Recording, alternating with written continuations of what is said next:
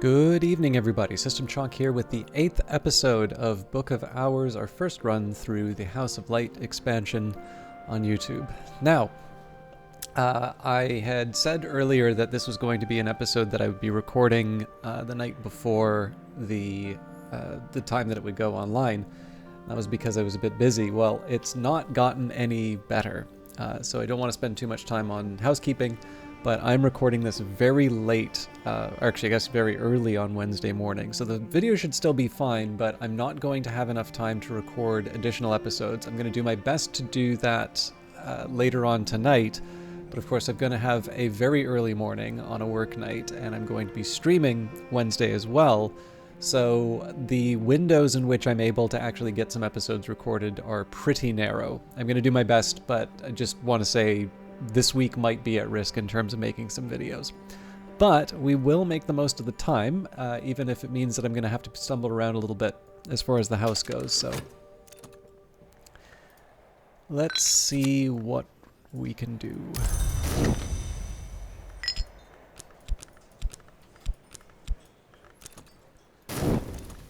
A full belly makes a helpful friend.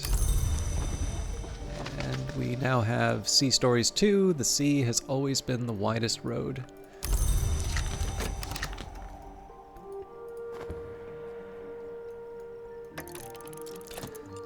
Now, I seem to recall that I had a few ideas about what I could do with these various entries, and then I think I was also going to be working on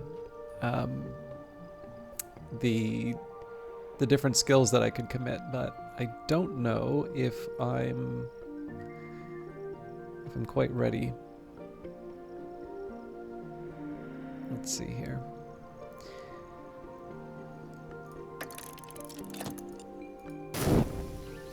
Memories fade, assistance departs, but the soul is refreshed. So I guess one of the first things I might want to take a look at is, do I have anything to do with Sea Stories? It looks like I was going to put that in Birdsong, and Birdsong has to start at 3, so ideally I'd get another point in. Let's take a minute here and just see where all the others might go. So Ragged Crossroads is something I would put into Skolakosophy. Now, Skolakosophy has a spot open in the second spot. Well, first of all, we don't have the second spot open. And then number 2, Ragged Crossroads, is at 3. So until I get... what was I going to put in Skolakosophy? I think I was going to put Hyksos in that.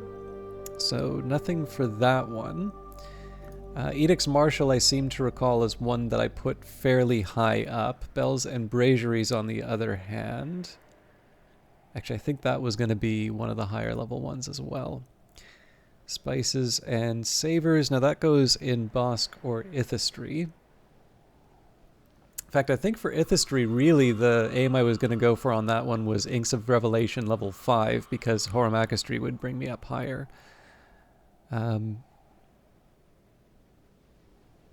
I don't see any... Or, nope, actually, Bosk seems to be the spot that I would put that in. So if I'm so inclined, I could commit it. I guess the only thing here is that the health doesn't really move the needle that much, so maybe I'd make some decisions first about what skills I need.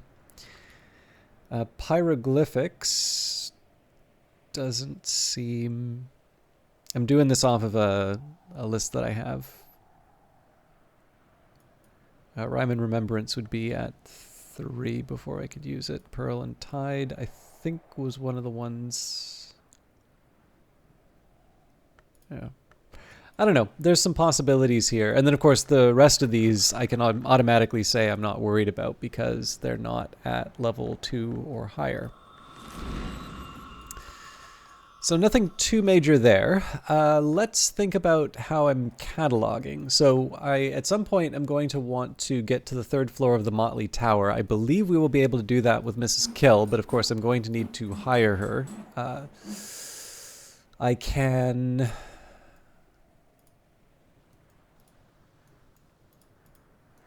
see if there's any mothy things I want to do, but I think we've already done the mothy things that I want to do. Yep. Well, we've got the invested wine cellar. Have I? I don't know if I've taken a look at the costs for that. So let's do that estimation right now.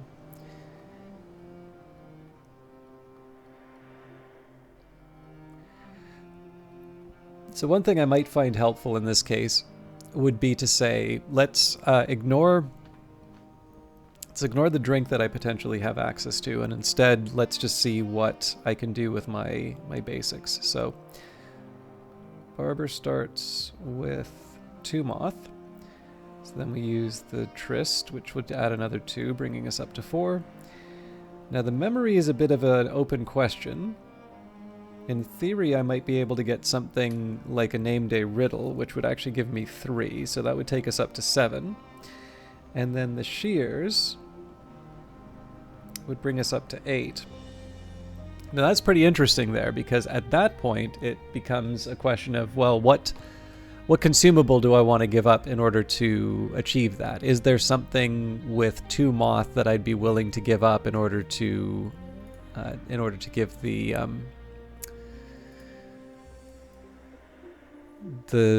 barber what they need? Now, I'm a little reluctant to give up the cuckoo honey. We could maybe get lucky at the beehive. I could definitely see myself using the normal honey, though, on the condition that I find some kind of moth drink.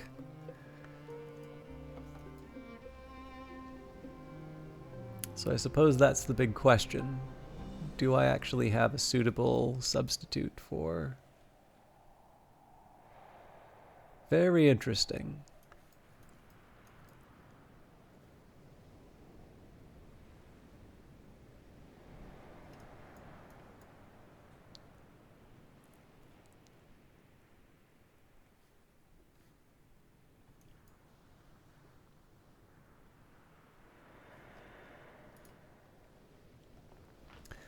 Well, the Lethe's an option. I know that's quite high for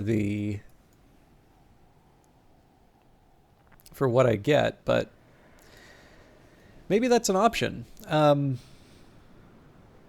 would need the memory then, so if we do the barber for 2, the tryst for 2, that's 4. We get up to 8. Yeah, then we just use the memory, which we can use the occult scrap for. All right, it's a little wasteful, but let's go ahead with it. In summer, the barber comes by to keep the villagers kempt. A shilling will buy his services. All right, now we still want to get cataloging, so let's take our baronial period book and use the metal on that. Unless I guess we did have old copper nose in the softer metal, which was going to be going into bells and braziers. So I suppose the question is, do I have a forge or sky book that I want immediate access to?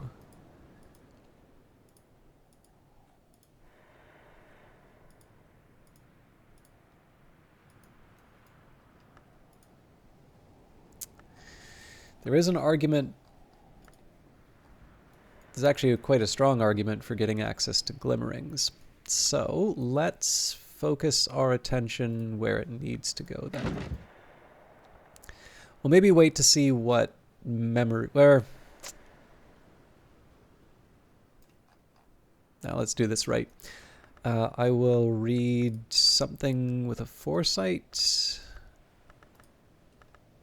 Hopefully. Did they change the default? I know there was a patch, I just didn't take a look at what the...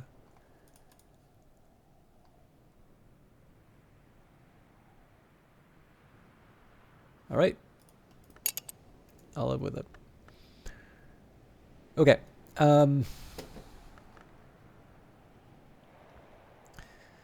I need a forge memory, I need a moth memory. So impulse will cover me for the moth.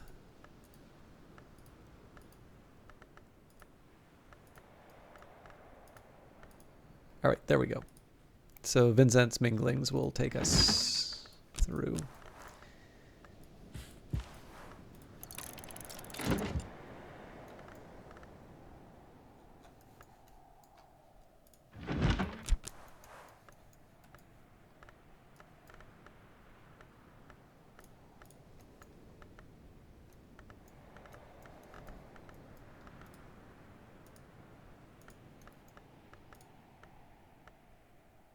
Let's do ambrosial. Okay, so one gets me the... one gets me the... Oh, you know what? I didn't need the impulse because I could have used the occult scrap. Ah, well.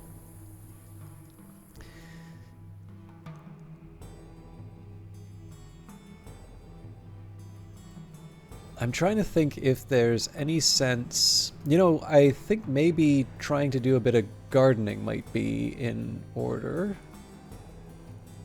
I'll just maybe take a minute here. So we've got the blue crown, and I do have a pot of the blue crown tea, so we're good there.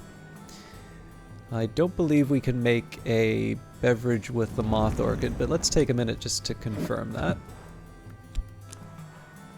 Yeah, all good there. And I'll confess I'm a little surprised that we don't have more flowers, which tells me a little something about how I should be spending my time today. So we are in summer. Moth orchids in spring and summer, honey scar jasmine in autumn, fragrant chalice in summer, and autumn, Lenten rose in winter. Rarer plants might flourish in Numa. So it seems to me like we probably want to go for... probably want to go for the thing we can likely turn into tea. I don't know for sure which plants I can do that with. Cat's claw in spring, trumpeter's lily in summer, rarer plants might flourish in Numa. So the temptation is certainly to do more traditional gardening, seeing as we need some more sacks of vegetables, but I think I'm going to settle for more gardening here. And then one of these we'll be converting into a, we'll be restoring with a glass of water. And then I want to be a little careful about what I do today, but I think I can afford the Shapt to catalog something, which we'll do here. Catalog a nocturnal period book. This book was probably written around the time of Hush House's nocturnal period, after the turn of the century. If I examine it, I can learn more about what knowledge it might contain. Books from this period are almost never contaminated. So that's a good start for today. We're setting aside the metal for other purposes. Now, if I wanted to try and push Reverend Timothy along, let's see. So we would start with 2 from Reverend Timothy.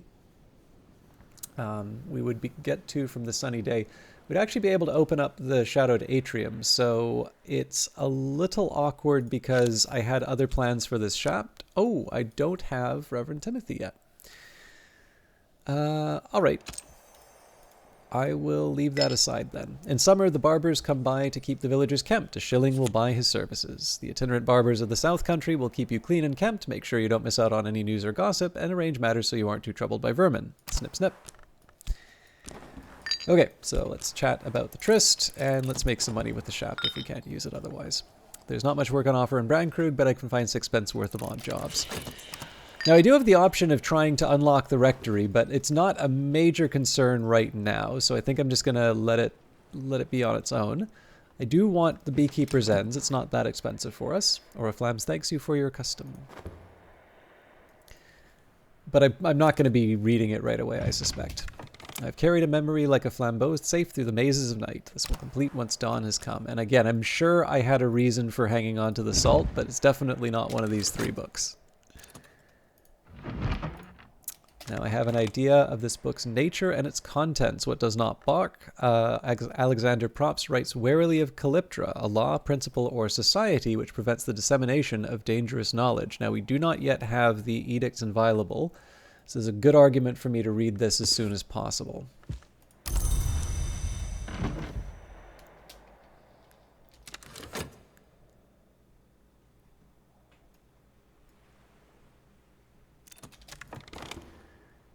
What comes, neither of us knows yet, but we will.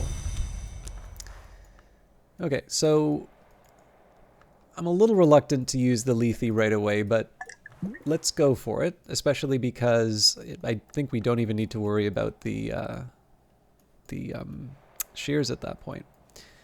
I can offer my assistants something to drink. This will increase their aspects. They'll also be glad of the refreshment. So normally I would be restoring the Shapt right away, but I'm going to restore the Tryst so I can read the what does not bark. I think that one gets me a storm, if I recall correctly.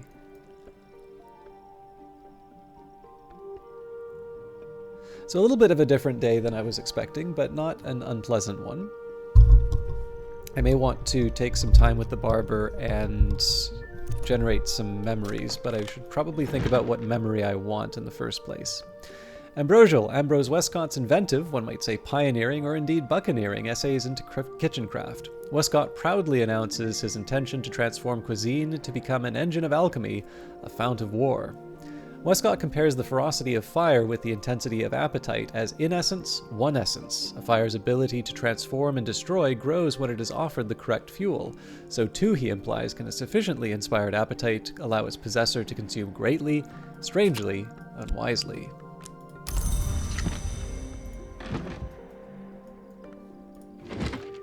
And Vincent's Minglings, the metallurgist and skysmith, Everett Vincent, speaks of the sacred alloys, the alloys eternal, the alloys sufficient, the alloys intendant.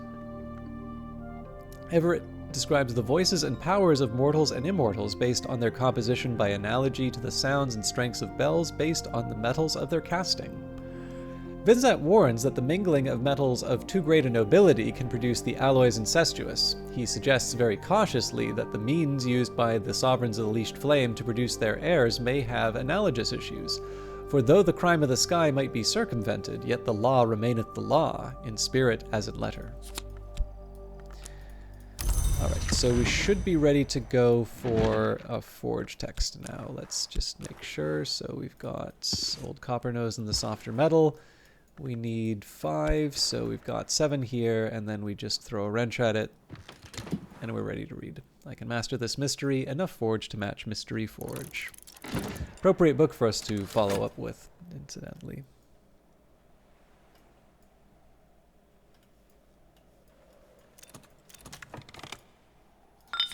As I used to say in my youth, the day is done and so am I, but I've earned my pay. It is summer. I am sitting on the bench outside the Sweet Bones, eating crumbly cheese and nettle wrappings and good black rye bread, soaking up the sun. Down to the Greshams. All right. I have a chat about the impulse. I can discuss a memory with my assistant. So from here we have our path to the infested wine cellar. I'm going to be reading What Does Not Bark. And I suppose one good argument... Well, I can use the sunny day to level up Bells and Braziers, but I'm going to need 3, so I think we do keep talking to the barber until we have a clear idea of what I can get. All right. Trumpeter's Lily, a glorious efflorescence of sunset orange. And gather these scented blossoms of the fragrant chalice. So I'm going to try and turn these things into tea before too long. Nope. We also want to restore an element of the soul. A quick nap in a warm bed with something comforting to drink while the winds chase the clouds and the clouds chase the sun. Alright, memories do not last long outside books, but it's made the difference for the day. So, at this point, we're just going to keep talking to the barber. I could encourage my assistant, work with them for a little while, exalt them. Or I could just listen to whatever they might have to say.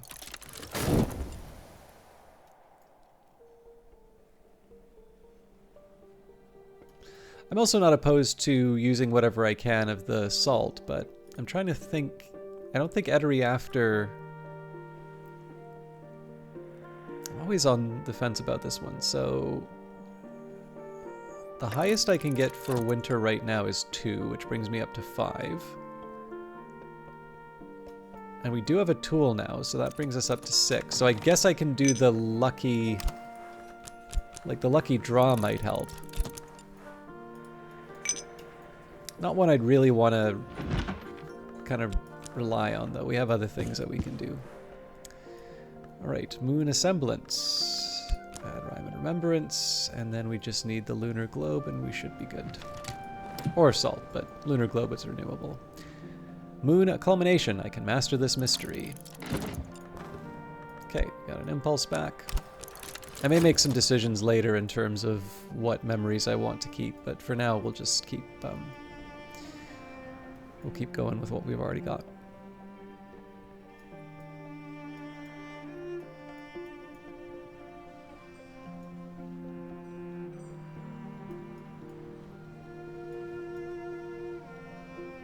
I really am starting to feel the pinch in terms of elements of the soul, just because I've got a few books that I need to catalog. I've got 2 bags of vegetables, or sorry, 3 sacks of vegetables that I need to open. Ooh, hindsight. That might be interesting for Etery After. If I had whist, I'd be laughing, but I don't have whist, so I'm not laughing.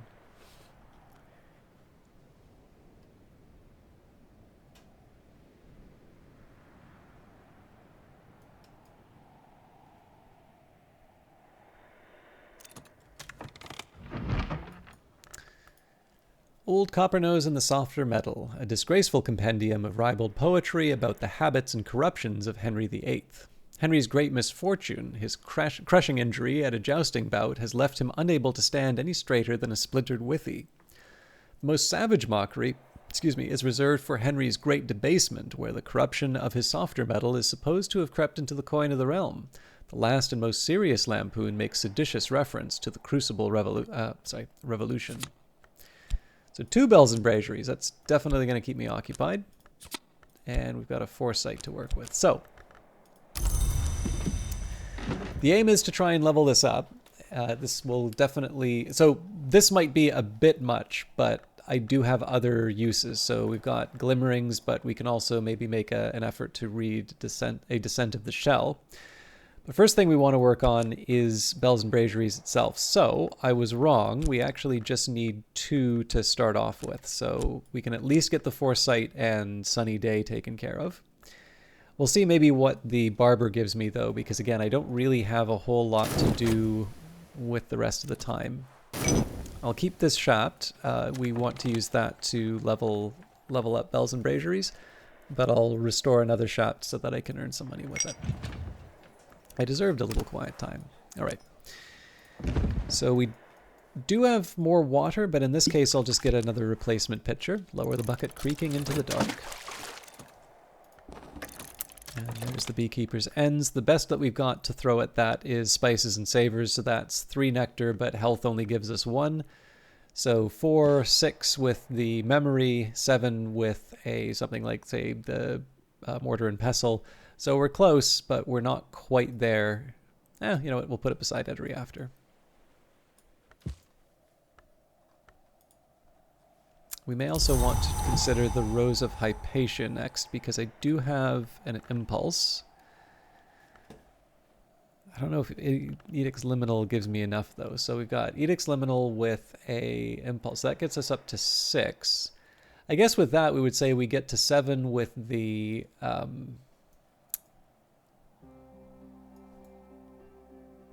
we get to 7 with the Shears of the Sisterhood. I might even be able to try and use some kind of ink, but... Actually, hang on. I think Catwink doesn't give us moth. Better now.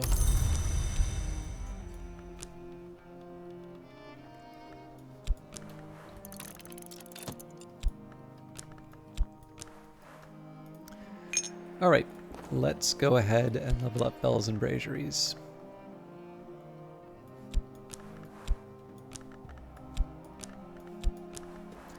I'm no expert, but I'm no dabbler either. Okay, the Revelation doesn't give me too much that's relevant to my current needs, but we'll run ahead with it.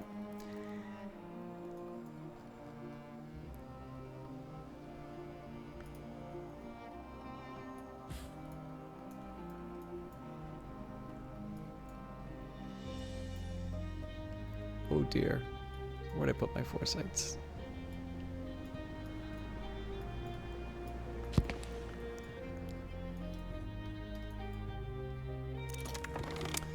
Alright, the skill is now level 3. Its power aspects have also increased.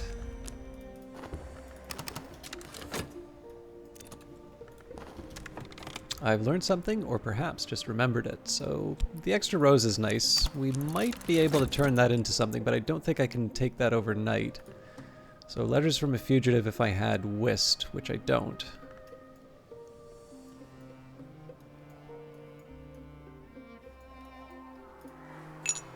Okay, and again, we'll use this shop to turn it into money. I don't really need the money right now, but I've already kind of restored some elements of the soul over the course of the day, so it feels like it's an okay call.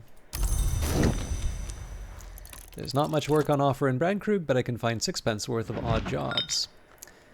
And here we go. What does not bark? Alexander Probst writes warily of Calyptra, a law or principle or society which prevents the dissemination of dangerous knowledge. Calyptra, like the planet that occludes the star or the Doylean dog that fails to bark, can be identified only by its absence. Even the name, I think, must be a mask.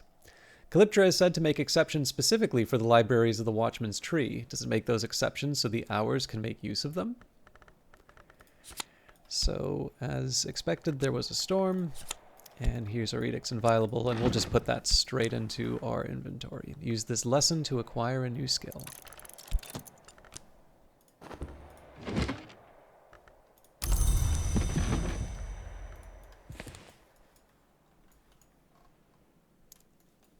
It would help if I remembered to shelve the books appropriately as the day goes by. Okay, a stolen secret, something I overheard in dreams. I'm definitely getting lots of interesting memories, but I don't have a clear idea of what I want to take overnight. I think probably the storm makes the most sense because I can use that with bells and braziers. I think after this one we will use the barber to open up the infested wine cellar.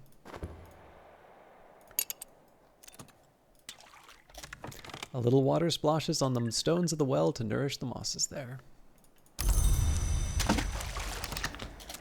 So, you know, this is definitely not quite how I was expecting the day to go, but I think it's actually not a bad one, given just how much we wound up getting for our trouble. Another leaf on the Tree of Wisdoms. Edicts Inviolable. The precepts of occlusion and dissolution. Their jealous enforcement is the nature of Calyptra. So for the effort that we put in, we read 2 books, reasonably strong ones. So, well, at least one reasonably strong one. So Old Coppernose and the Softer Metal gave me some extra bells and braziers, which I'll be able to turn into a level 4 bells and braziers for. That means that I can, well, I have 5 forge and 4 sky. So that gives me both the things that I can build with that. Essentially, the thing that's nice about this one is that with 4 sky and bells and braziers, I really don't need to worry about the fact that I don't have Faust yet to be able to build at least the Prentice level. Or sorry, is it Prentice? Sorry, the hour's really getting to me. Anyways, the low level item from bells and braziers. So, no, I'm not going to be without Faust forever. It's just I'm waiting for the, you know, I need to wait for the different languages and such. And then we also have Edicts Inviolable, which again isn't really good. Excuse me, it's not really going to move the needle as far as heart's concerned. We already had surgeries and exsanguinations and quenchings and quellings, but you never know quite when you're going to need those things. All right, foresight. I learned something, or perhaps just remembered it. So,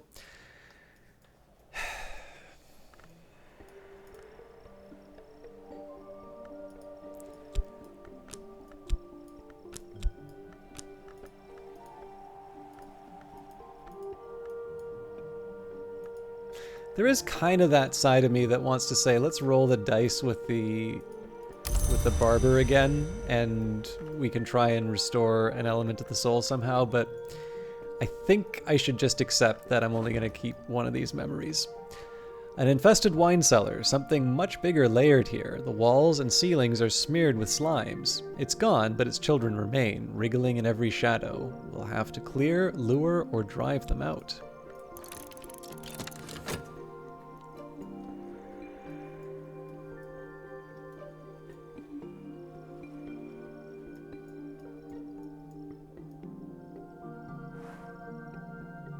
Has fallen, dawn will come soon. So, decision time for the memories. We get to keep kind of all of them, really, but...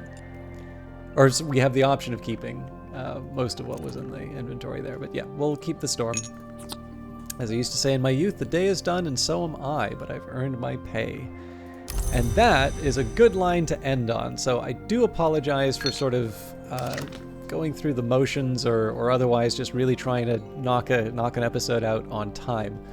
But I did want to try. I did want to try and do it. I will say again, I am quite grateful that people still watch this. Once upon a time, you know, this YouTube channel was a place for me to dump the stream videos that I did, and it was the fact that Cultist Simulator as a prototype kind of got popular for some people, which is one of the reasons why I keep streaming this and the other Weather Factory games. So I don't take that for granted, and it's one of the reasons why I want to try and make sure that videos are on time. But of course, I do also have the day job, and I have real life concerns to manage as well. Probably a theme that's a little bit closer to Cultist Simulator, but I'm sure all of you can relate. So I do appreciate your patience while I'm trying to work things out on the channel. I managed to get an episode in for today, and depending on how I am feeling, I will do my best to try and get another episode in. If I get home early enough, I should be able to do something for Thursday and Friday. But the catch on that is I don't know if I'm going to be able to get home on time. But either way, we'll do our best. I hope to see you on Thursday and Friday. But until then, take care.